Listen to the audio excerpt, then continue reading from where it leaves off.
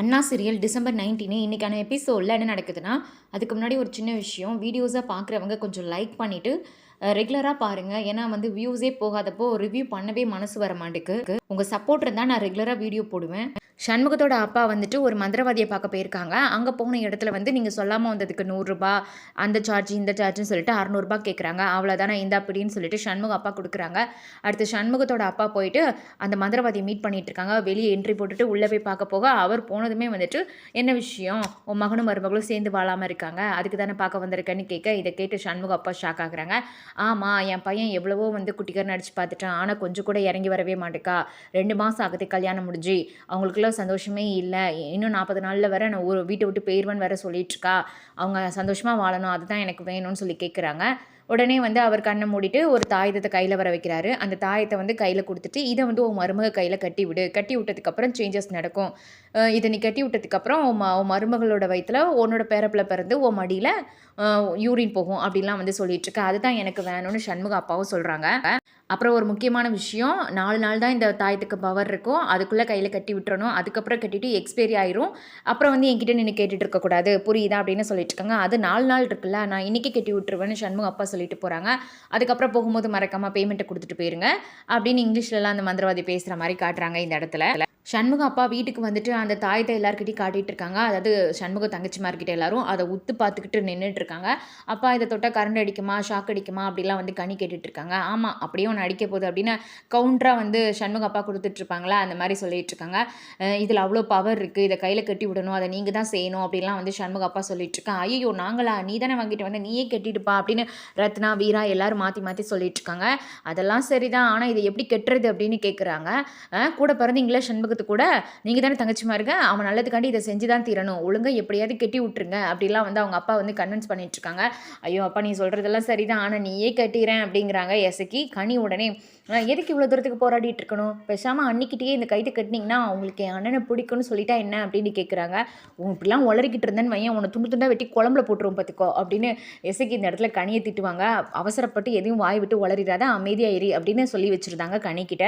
இதை எப்படி கெட்டுறது அப்படின்னு சொல்லி கேட்குறாங்க. இதை யாரையும் தொட வேண்டாம் ரத்னா, நீ மட்டும் தொடு, நீ தான் எப்படியாவது பரணி கையில் கட்டி விடணும்னு உங்கள் அப்பா உறுதியாக சொல்ல, அதுக்கப்புறம் யோசிச்சுட்டு ஒரு ஐடியா இருக்குங்கிற மாதிரி எல்லாருக்கிட்டையும் சொல்கிறாங்க ரத்னா. அது என்னெல்லாம் நமக்கு காட்டலை, அந்த மாதிரியே பண்ணிடலாம் அப்படின்னு சொல்லி பேசி முடிக்கிறாங்க. அப்படி நின்றுட்டு இருக்கும் போதே அந்த இடத்துக்கு சண்முகத்தோட பரணி வராங்க. எட்டி பரணி என்ன சீக்கிரம் வந்துட்டு அப்படின்னு கேட்குறாங்க ரத்னா. இன்னைக்கு கிளினிக்கில் பேஷண்ட் கம்மி தான், அதனால தான் கிளம்பி வந்துட்டேன் அப்படின்னு சொல்லிட்டு இருக்காங்க பரணி. எட்டி எசைக்கு தலை வலிக்கிற மாதிரி இருக்குது, ஒரு காஃபி போட்டு எடுத்துகிட்டு வரையான்னு சொல்லிட்டு பரணி உள்ளே போவாங்க. நீ போ பரணி, நான் எடுத்துகிட்டு வரேன் ரூமுக்கு அப்படின்னு எசக்கி சொல்ல, காஃபி கொண்டுக்கிட்டு 5 பேருமே போகிறாங்க. என்னது ஒரு காஃபி கொடுக்கறதுக்கு 4 பேரும் ஒன்றா வந்திருக்கீங்க அப்படின்னு கேட்குறாங்க பரணி.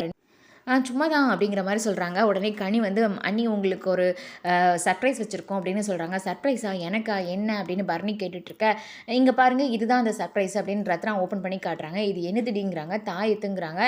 இதெல்லாம் எனக்கு தேவையில்லைங்கிறாங்க பரணி. வாட்சு மோதிரம் மாதிரி தான், இதையும் போட்டுக்கோ, இதில் என்ன இருக்குது, வளையல் மாதிரி தான் அப்படின்னு சொல்லிட்டு இருக்காங்க. ஆனால் அதெல்லாம் கட்டிட்டு போனால் யாரும் என்ன கேள்வி கேட்க மாட்டாங்க. ஆனால் இதை கட்டிட்டு போனோன்னா ஒரு டாக்டரே எப்படி மூட நம்பிக்கையாக அதை கட்டியிருக்காங்க பாருன்னு சொல்லுவாங்க. அதனால் எனக்கு வேணான்னு பரணி எவ்வளவோ சொல்கிறாங்க.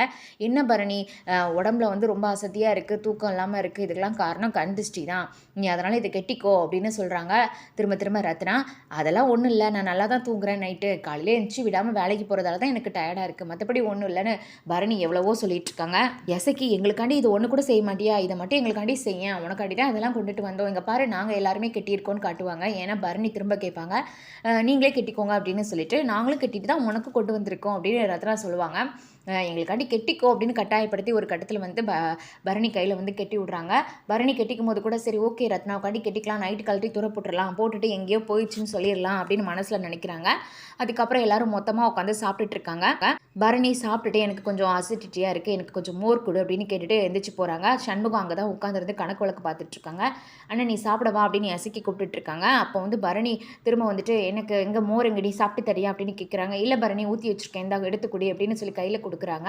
அப்போ அந்த மோரை வாங்கி குடிக்க நின்றுட்டுருக்க பரணியோட கையை சண்முகம் பார்த்துருந்தாங்க.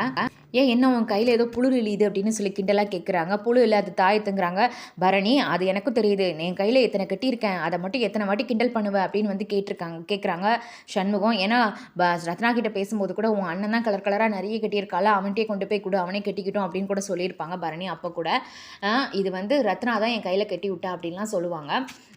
உனக்கு என்னென்ன வந்துச்சு? உன் வேலைய பாரு. நான் கஷ்டப்பட்டு கட்டியிருக்கேன். இதுக்கு மேல நீ வாய தொறந்து ஏதாவது பேசினேன்னா, வாயில கரண்டிய சுட வச்சு சூடு வச்சுருவேங்கிறாங்க ரத்னா. "ஏட்டி நீ அப்படி பேசுற?" அப்படின்னு கேட்குறாங்க. சண்முகம், "அந்த வேலை நீ வாய மூடிட்டு இருக்கியா இல்லையா? எசக்கி சோத்த போட்டு உன் வாய்க்குள்ள திணி. அப்பவாது வாய மூடிட்டு இருக்கானான்னு பார்ப்போம்னு" எல்லாரும் பதட்டத்தில வந்து சண்முகத்த அமைதிப்படுத்த ட்ரை பண்ணிட்டு இருக்காங்க. சண்முகம் அப்பா எல்லாரும் சேர்ந்து. என்ன மட்டும் என்னெல்லாம் சொல்லி கிண்டல் பண்ணுவேன். அதனால தான் நானும் பதிலுக்கு பண்ணிட்டுருக்கேன்னு சண்முகம் சொல்ல, ரத்னாவும் பதிலுக்குலாம் பேசிட்டு இருப்பாங்களா, நீங்கலாம் கொஞ்சம் சும்மா இருங்க நான் பேசிக்கிறேன்னு சொல்லிட்டு பரணி என்ன சொல்வாங்கன்னா, எனக்காண்டி ரத்னா இத கொண்டு வந்து கெட்டுனா, அவளுக்காண்டி நான் கெட்டிக்கிட்டேன். நைட்டு கழட்டி போட்டுட்டு தொலைஞ்சிடுச்சுன்னு சொல்லலான்னு தான் நெனச்சிட்டு இருந்தேன். ஆனா நீ சொல்லி நான் எதுக்காண்டி கேட்கணும் அப்படின்னு கேட்பாங்க. ஏன்னா சண்முகம் என்ன சொல்லுவாங்கன்னா, அது உன் கைக்கு நல்லா இல்ல கழட்டி வீசிரு அப்படின்னு சொல்லுவாங்க. பரணி இப்படி சொன்னதுமே எல்லாரும் ஷாக் ஆகுறாங்க. சண்முகத்தோட தங்கச்சி, அப்பா எல்லாருமே. ஆனா நீ இப்ப சொன்னதுக்காண்டி கண்டிப்பா இத கழட்ட மாட்டேன். இத நான் கையில தான் போட்டிருப்பேன் அப்படின்னு உறுதியா பரணி வந்து சொல்லிட்டு உள்ள போயிருந்தாங்க. இந்த கிறுக்கு பையன் செஞ்சதுலேயே ஒரே நல்ல காரியம் இது ஒன்று தான் அப்படின்னு அவங்க அப்பா சொல்லிட்டு இருக்காங்க. சண்முகமும் சாப்பிட வந்து உட்காந்துருவாங்களா, எல்லாரும் வந்து மாற்றி மாற்றி பேசிட்டு இருக்கிறத பார்த்துட்டு, நீங்கள் எல்லாரும் என்ன பாராட்டுறீங்களா இல்லை திட்டுறீங்களா அப்படின்னு சண்முகம் கேட்பாங்க. நீ வாய மூடிட்டு சாப்பிடுங்கிற மாதிரி சொல்லிடுவாங்க. அதுக்கப்புறம் வந்து படுத்திருப்பாங்கல்ல பரணி, அப்போ தூங்கிட்டு இருக்க சண்முகத்தை எந்திரிச்சு உட்காந்து பார்த்துட்டு சின்ன வயசில் ஒன்றா இருந்ததெல்லாம் நினச்சி பார்க்குறாங்க. பரணிக்காண்டி சண்முகம் செஞ்சது அது மட்டும் இல்லாமல் சைக்கிள் ஓட்டினது அது எல்லாத்தையும் நினச்சி பார்த்து சண்முகத்தை பார்த்து சிரிக்கிற மாதிரி காட்டுறாங்க பரணி. இதோட எபிசோட் முடியுது. ப்ரொமோ கூட காட்டியிருக்காங்க. கோலம் போட்டுட்டு இது நல்லா இருக்கா அப்படின்னு சண்முகத்துக்கிட்ட ரொம்ப ஆசையாக வந்து பரணி கேட்குற மாதிரிலாம் காட்டியிருக்காங்க. இதெல்லாம் பார்த்து வீட்டில் இருக்கவங்களாம் சந்தோஷப்படுறாங்க. இது நிலைக்குமா அப்படிங்கிற மாதிரி தான் ப்ரொமோ.